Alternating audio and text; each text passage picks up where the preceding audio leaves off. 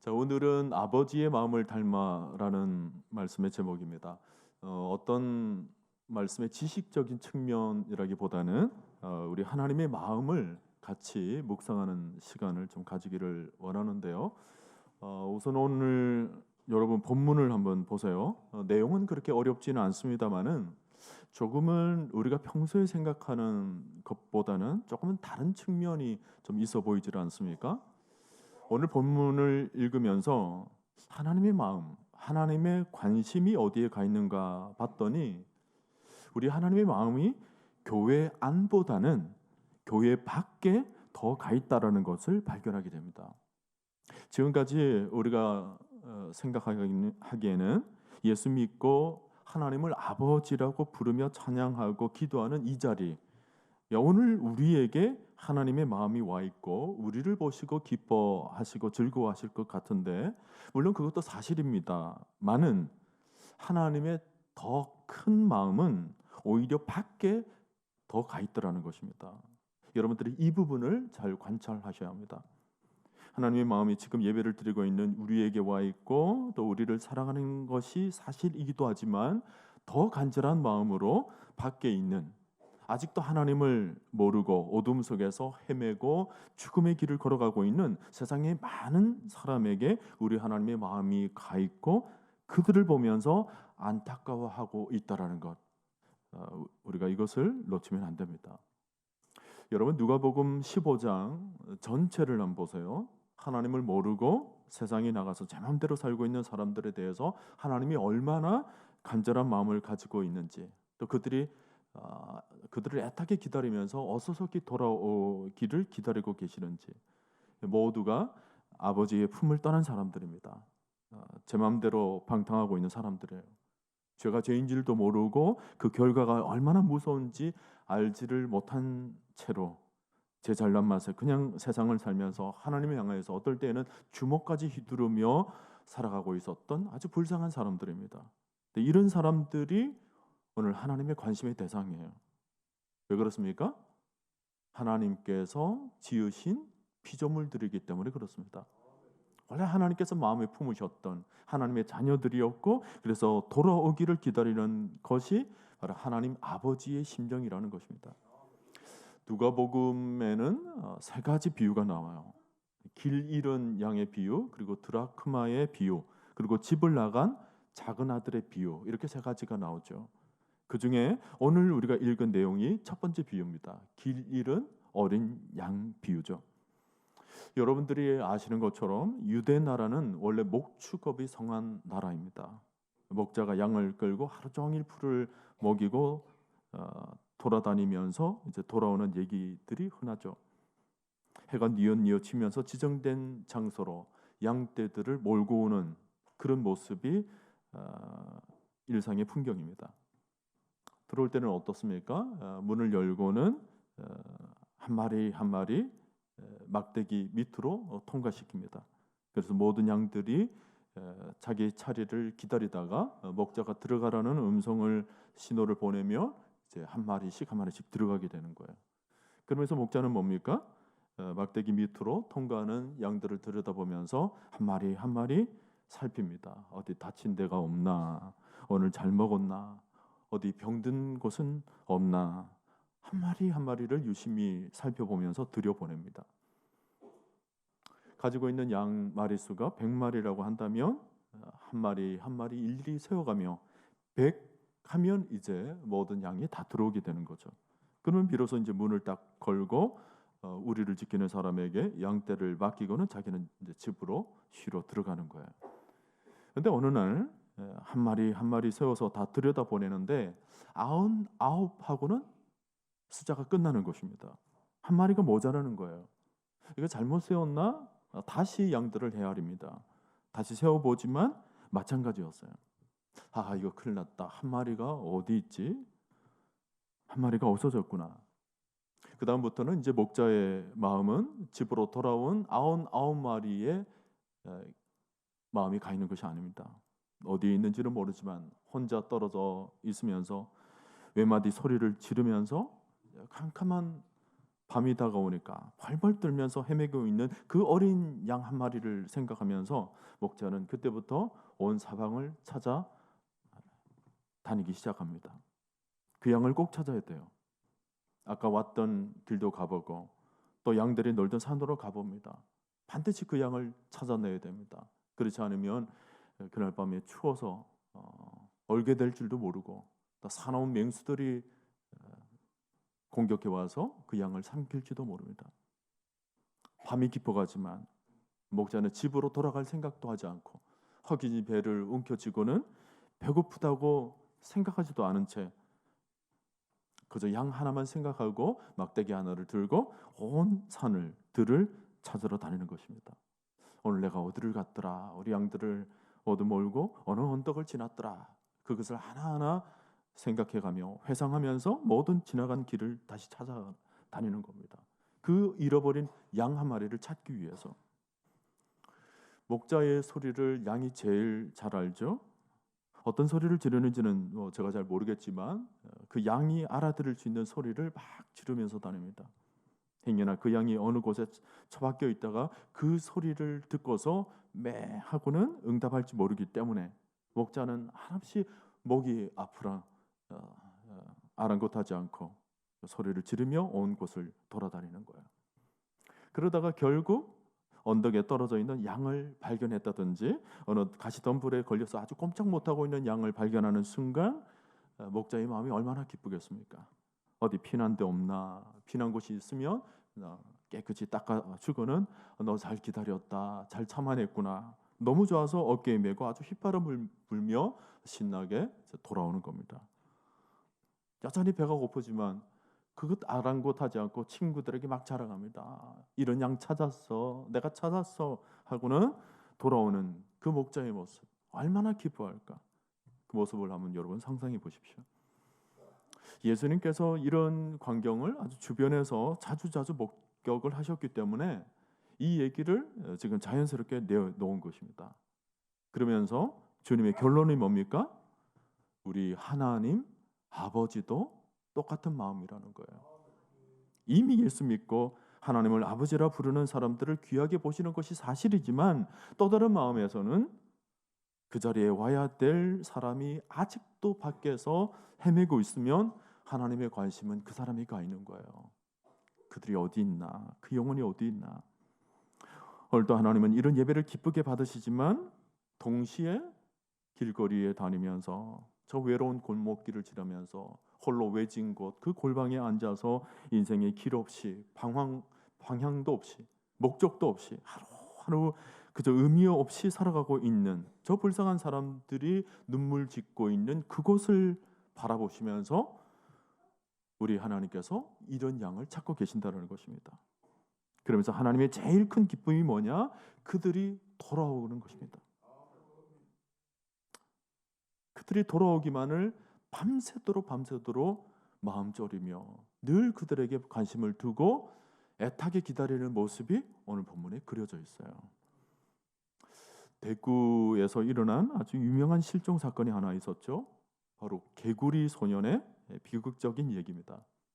언젠가 제가 뉴스를 보니까 20년이나 지난 일인데도 개구리 소년 사건 추모제를 아직까지 가지고 그러던데 정말로 우리 모든 국민이 잊지 못하는 사건 중에 하나입니다. 처음에 이 사건이 일어났을 때 대통령까지 나와서 담화문까지 발표를 하고 우리 모두 힘 모아서 반드시 찾읍시다, 국민들을 격려했던 사실을 저는 아직 기억을 합니다.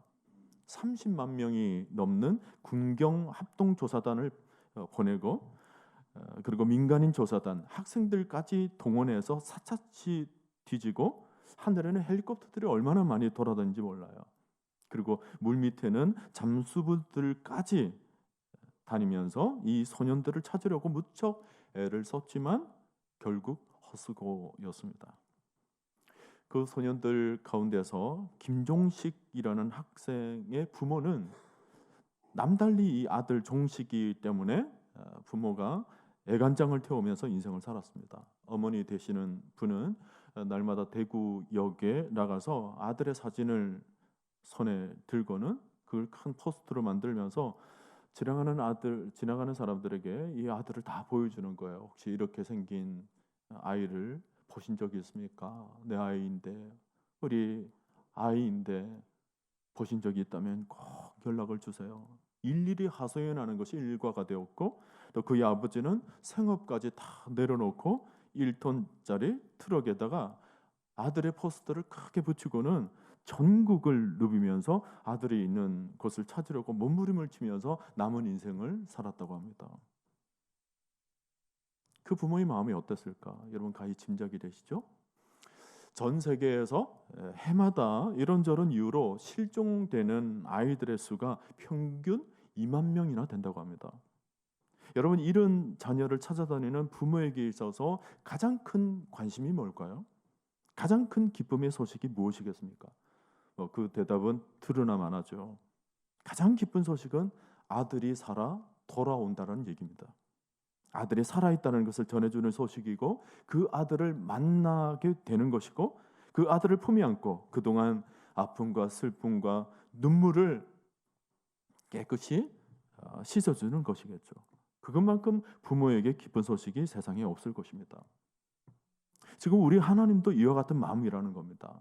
이런 양을 찾으려고 밤새도록 들판을 헤매는 목자의 심정, 드라크마 10개를 가지고 있던 사람이 그 중에 하나를 잃어버렸을 때의 마음, 가만히 있을 수가 없죠. 온 집안을 샅샅이 뒤지면서 찾는 마음이에요. 두 아들이 있었는데 둘째 아들, 아버지의 재산을 얻어가지고는 이제 아버지의 간섭을 받지 않겠다, 먼 곳으로 떠나서 제 마음대로 살다가 모든 가산을 탕진해 버렸습니다. 나중에는 오갈 데가 없어서 아버지에게 염치는 없지만 그래도 찾아가야지 하고는 두벅두벅 걸어가게 되죠. 아버지는 일찍이 소식을 들었습니다. 아들이 나가서 가산을 다 탕진을 하고는 저 굶주림에 허덕이며 힘겹게 살고 있다라는 것을 아버지는 소식을 들었어요. 언젠가는 아들이 돌아오겠지, 언젠가는 집을 찾아오겠지 하고는 밖에서 그날부터 기다립니다. 하루가 지나고 한 달이 지나고 몇 달이 지나도록 아들이 돌아올 때까지 기다리는데, 어느 날 참 멀리서 아들의 실루엣이 보이는 거예요. 어둑어둑해진 곳에서 아들이 저벅저벅 걸어오는데, 남들은 알지 못하지만 누가 봐도 아들의 걸음걸이입니다. 아버지는 걸음걸이만 봐도 알 수 있죠. 아들이 오는 모습을 보고는 뛰쳐나가서 아들아 아들아 잘 왔다. 그동안 아들을 애타게 기다렸던 그 아버지의 마음이 폭발합니다. 그리고는 얼마나 그를 안고 눈물겹게 기뻐하는지 돌아와서 온 집안에 잔치를 베풀며 온 가족 식구들과 함께 더불어 축제를 벌였던 모습을 여러분 잘 아실 겁니다. 자, 이런 마음을 가지신 분이 누구십니까? 우리 하나님 아버지십니다. 잃어버린 자식을 애타게 찾고 기다리시는 아버지, 문 밖에 서서 기다리시는 하나님 아버지, 그리고 그 자식이 돌아오기만 하면 세상에 부러울 것 없이 그 아들 하나만으로도 기뻐하고 춤을 추면서 그 마음에 자기의 온 기쁨을 주체할 수 없을 정도로 모든 마음을 이웃과 더불어 나눌 수 있는 아버지의 마음이 누가복음 15장에 기록되어 있습니다. 그래서 여러분 7절을 한번 보세요. 내가 너희에게 이르노니 이와 같이 누구 하나가, 죄인 하나가 회개하면 하늘에서는 회개할 것 없는 의인 99으로 말미암아 기뻐하는 것보다 더하리라 그랬습니다. 그리고는 좀 더 내려가서 여러분 10절도 한번 보세요. 내가 너희에게 이르노니 이와 같이 죄인 한 사람이 회개하면 하나님의 사자들 앞에 기쁨이 되느니라. 세상에서 하나님을 알지 못하는 사람이 그리스도의 품으로 돌아와 하나님을 알게 되고 주의 품에 안기게 되면 하늘의 사자들 앞에서 기쁨이 되느니라 그랬습니다. 그리고 마지막 32절에 가서 보면 이 내 동생은 죽었다가 살아났으며 내가 잃었다가 얻었기로 우리가 즐거워하고 기뻐하는 것이 마땅하다 하니라. 예수님께서 하나님의 심정을 얼마나 사실적으로 실감나게 그리고 세밀하게 표현을 하고 계시는지 몰라요. 결국 한마디로 말하면 뭐예요? 하나님이 제일 기뻐하신 것이 뭐냐? 잃은 양을 찾는다라는 것입니다. 잃은 양을 찾는 것이 하나님이 가장 마음에 가 있고 가장 관심에 집중되어 있다라는 말씀이죠. 우리가 조금 전에 부른 찬송 527장에는 이런 하나님의 마음이 고스란히 담겨져 있습니다. 어서 돌아오고 어서 돌아마노 우리 주는 날마다 기다리신다오 밤마다 문 열어놓고 마음 졸이시며 나간 자식 돌아오기만 밤새 기다리신다오.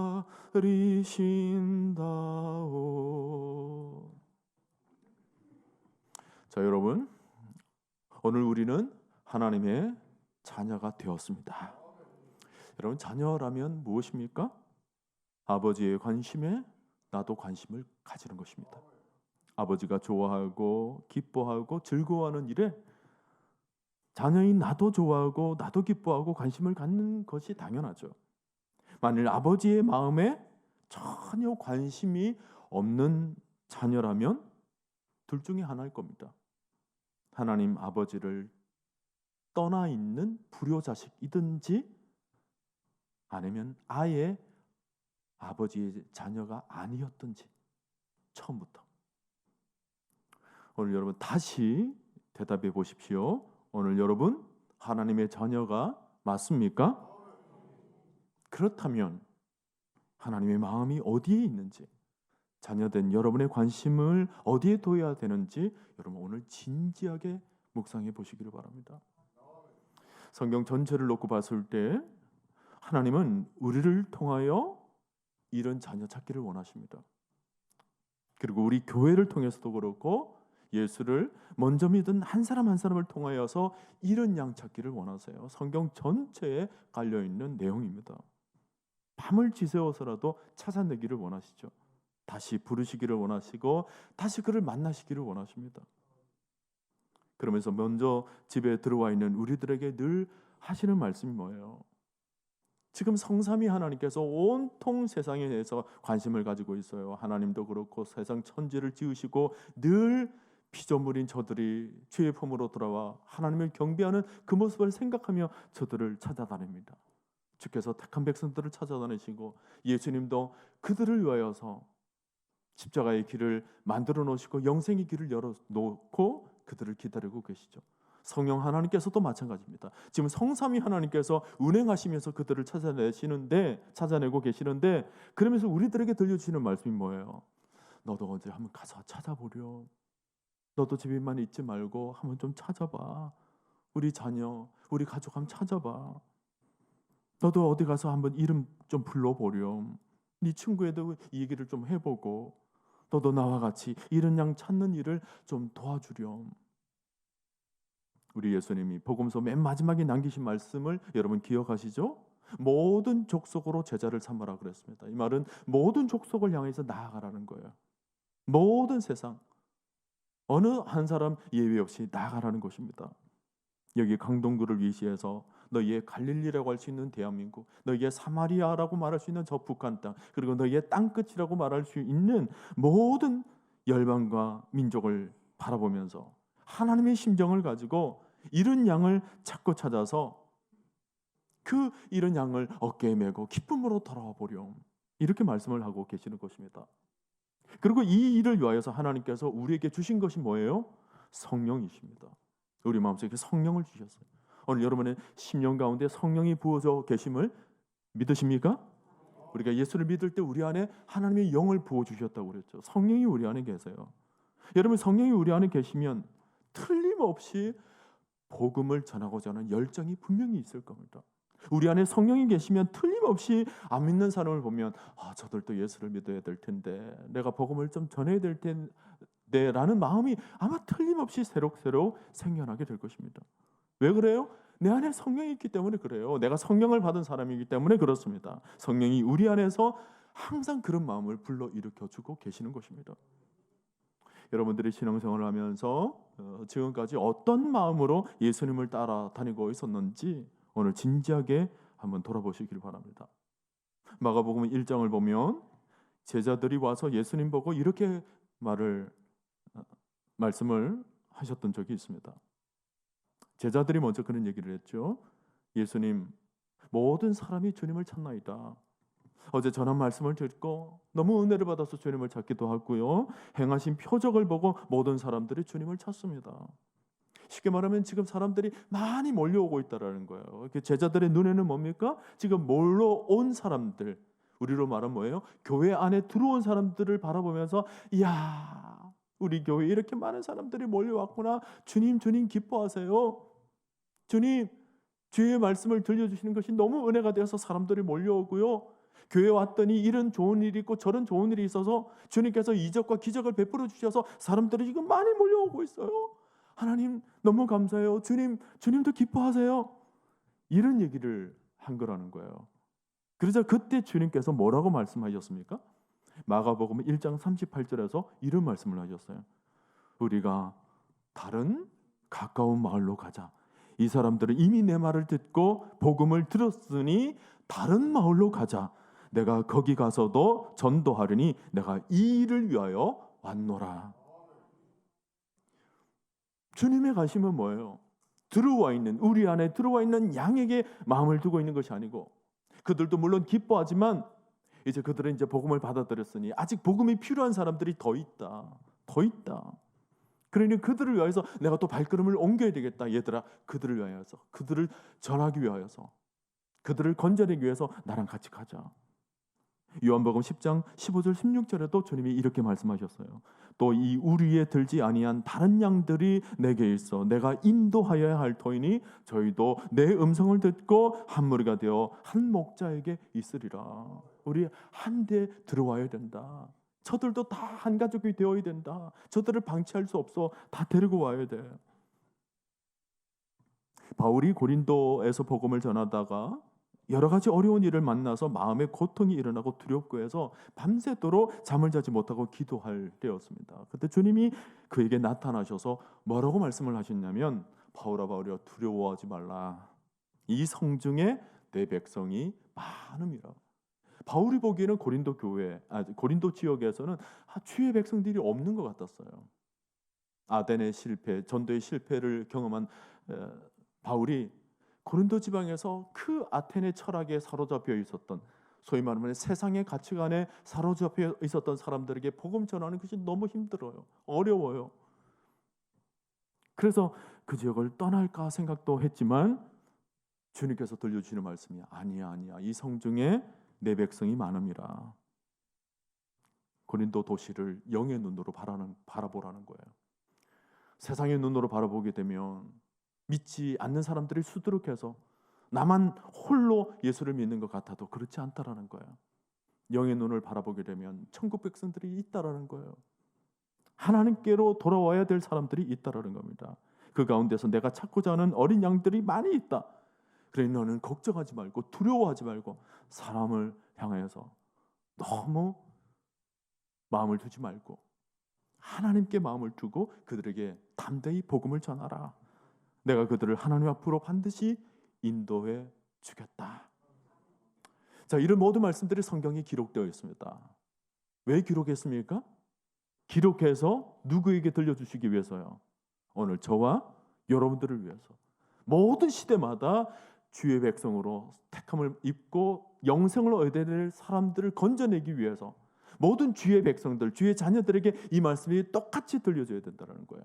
그 시대만 들려주는 것이 아니라, 제자들만 들려주는 게 아니라, 초대교회 성도들에만 들려주는 것이 아니라 오늘 이 시대를 살아가는 저와 여러분들에게도 똑같이 들려주시기 위해서 성경은 기록되어 있습니다. 하나님의 마음을 우리와 나누기를 원하는 거죠. 오늘 이 자리에 있는 저와 여러분들을 바라보시면서 하나님이 마음을 똑같이 나누시기를 원하시는 것입니다. 여러분, 우리는 예수를 믿으면서 아마 여러분 마음속에 그런 것이 있을 거예요. 어떻게 하면 하나님을 기쁘시게 해드릴까? 어떻게 하면? 우리도 이 자리에 나와서 우리가 예배를 드리고 있지만 예배가 뭐예요? 예배는 그를 영화롭게 하고 그를 즐거이 높이 찬양하는 일입니다. 그를 기쁘시게 해드리는 일이죠. 우리의 마음속에 그게 있어요. 하나님을 어떻게 기쁘시게 해드릴까? 우리가 하나님의 자녀가 되었기 때문에, 하나님의 백성이 되었기 때문에 내가 헌금을 많이 하면 하나님께서 기뻐하실까? 내가 주님의 나라를 위해서 뭔가 특별한 일을 하면 하나님께서 기뻐하실까? 예배 열심히 나와서 하나님 말씀을 잘 배우고 그 말씀대로 살려고 노력하면 하나님께서 기뻐하실까? 내가 기도를 많이 하면 하나님이 나를 바라보시면서 기뻐하실까? 물론 그런 일들도 분명히 기뻐하실 것입니다. 그러나 하나님이 가장 기뻐하시는 것이 있습니다. 집을 나간 자녀를 바라보면서 그 아들이 돌아오기를 기다리는 부모의 심정, 그처럼 하나님 마음을 가장 기쁘게 해드리는 일은 하나님의 품을 떠난 사람들, 그 사람들이 다시 하나님의 품으로 돌아올 수 있도록 그를 인도해 내는 일입니다. 한 영혼이 주님 품으로 돌아오면 천국에서는 잔치가 열린다고 그랬어요. 오늘 여러분, 하나님을 가장 기쁘시게 해드리기를 원하십니까? 이 예배를 드리면서 정말 하나님의 기쁨이 되기를 원하십니까? 그렇다면 아버지의 이런 양에게 마음을 돌리시기를 바랍니다. 아버지의 품을 떠난 믿지 않은 사람들을 주님 품으로 인도하는 일에 여러분 이제 관심을 두시기를 바랍니다. 이것만큼 하나님을 기쁘게 해드리는 일이 없습니다. 하나님의 나라, 저 천국에 가서도 뭐예요? 천국에서도 우리가 최고가 되는 길이 뭘까요? 하나님 나라에서 최고로 으뜸이 되는 길이 뭘까? 그 해답이 다니엘서 12장 3절에 나와 있습니다. 많은 사람을 옳은 대로 돌아오게 한 자는 별과 같이 영원토록 빛나리라. 여러분 이 말씀은 외우십시오. 많은 사람을 옳은 대로 돌아오게 한 자는 뭐라고요? 별과 같이, 뭐와 같이? 별과 같이 영원토록 빛나리라 그랬습니다. 영원토록 빛난다고 그랬어요. 그러므로 우리 예수 믿는 사람들이 세계에서 하나님 나라에서 최고가 되는 사람이 누구냐? 다른 사람은 아니에요. 어떤 직분을 가지고 있는 사람은 아니에요. 바로 선교사들이고 전도자들입니다. 영혼을 건져낸 사람들이에요. 물론 다른 것도 중요하지만 그것만큼 중요한 것이 없습니다. 왜냐하면 하나님이 제일 기뻐하는 일이기 때문에. 여러분 해마다 이 지상의 모든 교회들, 한국에 있는 이 모든 교회들이 새생명 축제를 진행하는 이유가 뭘까요? 이게 단순히 가을철 되면 의례적인 행사이기 때문에 진행할까요? 그렇지가 않습니다. 바로 이 일이 교회의 본질이고 우리 모두의 사명이기 때문에 그렇습니다. 왜 우리가 전도를 해야 됩니까? 전도는 우리의 신앙 고백이기 때문에 그렇습니다. 우리가 왜 전도를 해야 됩니까? 바로 이 길만이 생명을 얻을 수 있는 유일한 길이기 때문에 그렇습니다. 나는 길이요 진리요 생명이니 나를 말미암지 않고는 아버지께로 올 자가 없느니라. 이 복음의 길만이 영생을 얻을 수 있고 저 천국에 들어갈 수 있는 유일한 길이기 때문에 생명을 건져내기 위해서 우리가 전도를 하는 것입니다. 여러분 우리가 왜 전도를 합니까? 이것이 하나님의 가장 큰 기쁨이기 때문에 그래요. 그러므로 이 일은 멈출 수가 없습니다. 금년에는 이런 것 좀 안 하면 안 되나? 코로나 끝마치고 난 뒤에는 이런 것 좀 요란스럽게 이런 행사를 좀 안 하면 안 되나? 네, 안 할 수 없습니다. 왜냐하면 그것이 하나님의 마음이기 때문에 그래요. 하나님을 섬기는 우리 자녀된 입장에서는 하나님의 유일한 마지막 지상 과제, 지상 명령을 우리는 등한시할 수가 없는 것입니다. 하나님의 마음을 아는 이상 우리가 어떻게 그 일을 안 할 수가 있어요? 여러분 대한민국 교회들마다 다 들여다보세요. 교회들 중에 병들고 죽어 있고 그러면서 자기들끼리만 모여 앉아서 자기들끼리 쳐다보며 처음에는 좋았다가도 조금 말 한마디에 상처 있고 토라져서 서로를 미워하고 불평하고 원망하고 그러면서 뭐예요? 교회 안에 아주 냉기가 돌아서 삭막하게 느껴지는 교회들의 모습들을 가만히 들여다보면 공통점이 하나 있습니다. 그것이 뭐냐면 하나님이 가장 기뻐하시는 일을 안 한다는 것입니다. 안 믿는 사람 주님 앞으로 인도할 생각을 전혀 안 하는 거예요. 바깥으로 눈을 돌리지를 않습니다. 그러니 자기들끼리 자기들만 쳐다보고 있는 거예요. 그런 교회는 죽을 수밖에 없습니다. 그런 교회는 냉랭해질 수밖에 없어요. 왜냐하면 생명이 잉태되지를 않으니까. 영혼을 붙잡고 눈물을 흘리지도 못하고 영혼을 바라보면서 정말 사랑으로 마음 깊이 헤아리며 통회하며 그들이 돌아오기만을 애타는 심정, 그게 뭐죠? 그리스도의 사랑 아닙니까? 하나님의 마음 아닙니까? 그런 마음을 품고 있으면 교회 안에서 싸울 일도 싸우지를 않아요. 왜냐하면 마음의 바깥으로 가 있기 때문에. 그 영혼을 살리기 위해서는 우리끼리 지금 싸울 때가 아니라는 거예요. 우리끼리 서로 원망하며 시기할 때가 아니라는 거예요. 우리끼리 쳐다보며 시험 들을 때가 아니라는 거예요. 어떻게든지 죽어가는 생명을 건져내기 위해서는 군경 합동 작전을 하는 것처럼 우리 모두가 힘을 모아도 모자랄 판에 싸우는 일이 웬 말입니까? 싸우는 일이 웬 말이에요. 그러니 냉랭한 교회들 쳐다보면요, 영혼을 품지 않기 때문에, 생명을 잉태하지 않기 때문에 삭막해질 수밖에 없어요. 죽어질 수밖에 없는 것입니다. 그런 교회, 하나님이 기뻐하시지 않는데 그 교회가 잘 될 일이 있겠습니까? 우리 길동교회가 지금까지 그래도 이만큼 하나님께서 은혜를 주신 이유가 있어요. 하나님이 기뻐하시는 일을 하려고 지금까지 애를 써왔기 때문에, 그래서 하나님 보시기에 그래도 참 이 교회 괜찮다. 그래도 성도들이 암암리에 이리저리 복음도 전하고, 그래도 믿지 않는 영혼들, 낙심한 영혼들, 교회를 잠시 떠나 있는 영혼들 잘 안내해서 교회를 잘 데려오고 하니까 내 마음에 든다. 우리 하나님께서 그렇게 바라보시는 거예요. 그래서 우리 교회가 이만큼 걸어온 것입니다. 그러나 여러분, 우리는 여기서 멈추면 안 됩니다. 하나님을 더 기쁘시게 우리가 더욱더욱 열심히 달려야 할 것입니다. 7, 80년 역사에서 멈출 수가 없어요. 더 전도하고 영혼을 살리는 일에 모든 성도들이 힘 모아서 헌신을 해야 될 줄로 믿습니다. 여러분, 한 영혼이 천하보다 귀하다고 그랬습니다. 사실 우리는 늘 새생명 축제를 하게 되면 이번에는 몇 명 왔나 그런 것에 관심을 두기가 쉽죠. 몇 명 결신을 했느냐, 거기에 목표를 두고 달려가는 경향이 있습니다만은 오늘 본문을 보니까 우리 주님의 시각, 우리 하나님의 마음은 달라요. 하나님의 숫자를 가지고 기뻐하시는 분이 아니랍니다. 만약에 숫자를 가지고 기뻐하신다면 길동만 하더라도 이 좁은 지역에 무려 4만 5천 명이나 사람들이 살고 있는데 그 사람들 중에 몇 명이나 돌아와야 하나님께서 정말 기뻐하시겠습니까? 숫자를 하나님이 생각하신다면 하나님이 웬만해서는 절대 기뻐하실 수가 없을 거예요. 그러나 하나님은 그런 것이 아니랍니다. 하나님은 한 사람 한 영혼, 10명이 왔든 20명이 왔든 한 영혼 한 영혼을 우리 하나님께서는 바라보신다는 겁니다.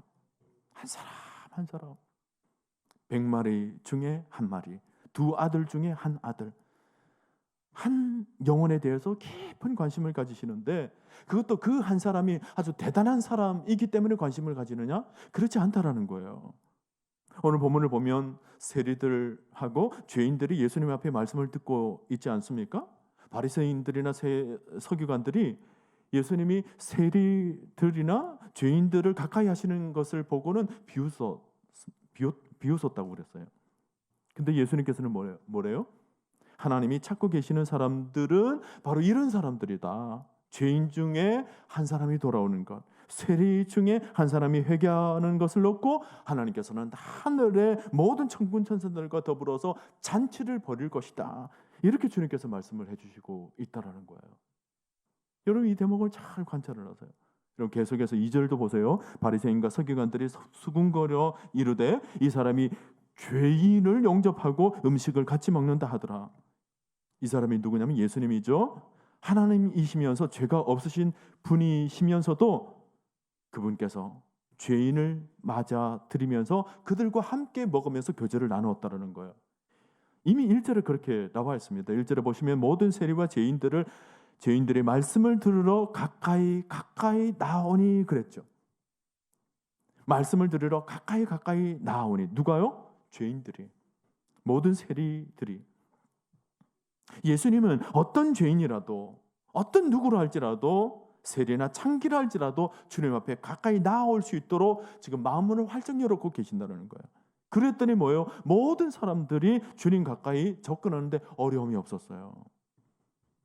저는 이 말씀 앞에서 더 진지하게 묵상이 되어집니다.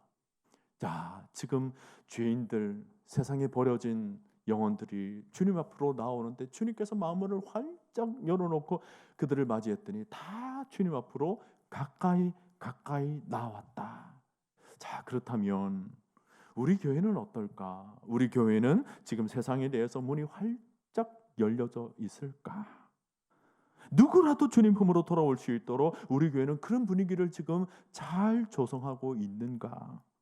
더 나아가서 여러분 가정에 대해서도, 여러분 가정이 이웃들에 대해서 문이 활짝 열려져 있는가? 더 나아가서 여러분 한 사람 한 사람의 마음의 문 얼마만큼 지금 내 이웃을 향하여서, 더 나아가서 죄인들, 세상 사람들을 향하여서 마음 문이 활짝 열려져 있을까? 새생명 축제를 하다 보면 간혹 그런 얘기를 듣습니다. 교회를 가봤더니 목사님 말씀도 좋고 또 영생의 길이 어떤지를 알게 되어서 좋다라는 거예요. 그리고 갔더니 교회가 선물도 주고 해서 좋다라는 거예요. 근데 정작 성도들 한 사람 한 사람을 만나봤더니 자기에게 별로 관심이 없더라는 겁니다. 성도들 한 사람 한 사람을 만나봤더니 별로 그렇게 새 생명에 대해서 관심이 없는 것 같고 그저 자기만 바라보며 자기 한 사람만 그냥 생각하며 신앙생활을 하는 모습을 바라보고는 야, 교회가 너무 삭막하다. 하나님의 자녀로 하면서도 사랑이 너무 없어 보인다. 그것 때문에 교회 등록을 꺼려하다가 그냥 교회를 안 다니는 사람들이 수두룩하다라는 거예요. 오늘도 세상에 나가서 보세요. 하나님은 믿는데요. 예수님은 믿는답니다. 근데 교회는 안 간답니다. 왜 그래요? 교회가 너무 삭막하다는 거예요. 교회에 너무 사랑이 없다는 겁니다. 그러면 오늘 이 말씀을 보고 우리가 진지하게 묵상을 해봐야 돼요. 지금 주님은 죄인들을 향해서 마음 문을 활짝 열고 계신다는 거예요. 그랬더니 뭐예요? 가까이 그들이 나왔다고 그랬어요. 저는 오늘 이 시간 정말 하나님 앞에 진지하게 회개를 하면서 하나님 앞에 간절히 소원하며 기도합니다. 하나님, 우리 교회는 정말 세상을 향하여서 영혼들을 향해서 마음 문이 활짝 열리게 하여 주시옵소서. 우리 교회 모든 성도님들이 영혼들을 정말 사랑하는 마음으로 활짝 열려져서 이 성전에 누가 들어오든지 간에 그 영혼들을 향하여서 다가가고 안아주고 감싸주고 위로해주고 세상에 지금까지 하나님 없이 살았던 모든 세월들을 들어주면서 그들에게 복음을 전하며 주의 사랑을 전할 수 있는 온 성도들이 되게 하여 주시옵소서. 아멘입니까? 사랑하는 성도 여러분, 우리가 영의 눈으로 세상 사람들을 가만히 보세요. 세상 사람들이 불쌍하지 않습니까? 죄인들이에요. 하나님을 떠난 영혼들입니다. 목자 잃은 양처럼 여러분 보이질 않습니까? 여러분 이것은 영의 눈을 가지고 바라봐야 돼요. 세속적인 눈을 바라보게 되면 우리보다 훨씬 좋은 데 살고 잘 먹고 잘 사는 사람들을 어떻게 불쌍히 여길 수 있냐, 그럴 수 있겠지만 그렇지가 않습니다. 여러분 영의 눈을 활짝 뜨고 그들을 바라보게 되면 그들이 걸어가는 길이 결코 생명의 길이 아닙니다. 놓여진 것이 그냥 사망밖에 없어요. 그래서 이 땅에 짧게 한 평생을 그냥 살다가 가고 나면 이제 그때부터는 영원한 지옥불에 영원한 사망 속에 그냥 빠져서 살 수밖에 없었던 사람들, 그런 사람들. 그래서 찰스 웨슬레가 부른 찬송이 있죠. 웬일인가 내 형제여 주 안임 있다가 죄값으로 지옥 형벌 너도 받겠구나. 여러분 이것을 그저 육신의 눈만 가지고 바라봤을 때 이런 찬송을 부를 수 있나요? 없어요. 영혼을 바라보면 영의 마음, 영의 눈을 가지고 있는 사람들만이 부를 수 있는 곡이에요. 오늘 여러분들 영의 눈을 가지게 되시길 바랍니다. 영의 눈을 바라봤을 때 아직 주의 품으로 돌아오진 영혼들이 들어갈 곳은 한 군데밖에 없어요. 지옥 형벌이라는 거예요. 냉랭한 가슴을 가지고 바라보게 되면 그들이 가는 길에 대해서 무슨 상관이에요? 그러나 우리 마음속에 성령의 마음이 있고 하나님의 마음이 우리 안에 있고 우리가 자녀된 자로서 하나님의 마음을 닮아가게 된다면 저들을 그냥 내버려 둘 수가 없어요. 오늘 여러분들에게 이 불쌍히 여기는 마음이 생겨나게 되기를 바랍니다. 이제 새 생명 축제까지 한 3주 정도 남았어요. 여러분들이 여러분 주위에 있는 영혼들을 바라보면서 하나님의 마음을 가지고 이제 집중적으로 기도하며 그들에게 다가갈 시간들입니다. 저는 믿습니다. 하나님께서 여러분들이 먼저 마음문만 열면 이미 하나님께서 착한 일을 시작하시는 줄로 믿습니다. 마음문만 열기만 하면 하나님께서 그들의 마음도 녹여주셔서 가까이 나아오도록 만들어 주실 줄을 저는 반드시 확실히 믿습니다. 오늘 여러분들 믿음을 가지세요. 다음에 하지, 내년에 해야지, 좀 이따 하지. 여러분 자꾸만 미루지 마십시오. 이번 해가 다 가기 전에 그래도 하나님 그래도 금년에는 그래도 복음을 좀 전하다가 송구영신 예배를 맞이합니다. 해마다 한 해를 보내면서 그래도 하나님 앞에 한 해 동안 하나님께서 그래도 기뻐하시는 일을 내가 좀 했습니다라는 얘기를 좀 해야 되지 않겠습니까? 날마다 한 해를 바라보면서 늘 했던 우리의 기도는 하나님 내가 잘되게 하여 주옵소서, 우리 가족 잘되게 하여 주옵소서, 그냥 잘되게 내가 잘되게만 해 주옵소서, 그런 기도만 하고는 해마다 보내고 그 해를 한 해 보내게 된다면 우리에게 남겨주신 것이 뭐예요? 오늘 여러분들에게 영혼의 열매가 맺어지게 되기를 바랍니다. 추수의 세월, 가을에는 기도하게 하소서, 그리고 전도하게 하소서. 그러면서 해마다 송구영신 예배를 보내면서 내 주위에 있는 영혼들을 바라보며 여러분도 기뻐하게 되시기를 바랍니다. 저가 내 복음을 듣고 내가 전한 복음을 듣고 영생을 얻게 되어서 하나님 너무 감사해요. 그런 감사의 축제를 송구영신 예배로 좀 보낼 수 있게 되기를 바랍니다. 여러분, 우리의 삶의 이정표는 사도행전 1장 8절입니다. 여러분 다 알고 계시죠? 같이 한번 외워봅시다. 오직 성령이 시작. 오직 성령이 너에게 임하시면 너희가 권능을 받고 예루살렘과 온 유대와 사마리아 땅끝까지 이르러 내 증인이 되리라. 이게 우리의 모든 삶의 이정표입니다. 오늘 이 자리는 저희 여러분 모두가 이 말씀대로 주의 복음을 위해서 주님 부르시는 그날까지 예루살렘과 온 유대와 사마리아 땅끝까지 이르러서 주의 복음을 위해서 아버지의 마음을 품고 하나님의 마음을 닮아서 여러분 모두가 복음을 위해서 귀하게 쓰임받을 수 있기를 주님의 이름으로 간절히 축원드립니다.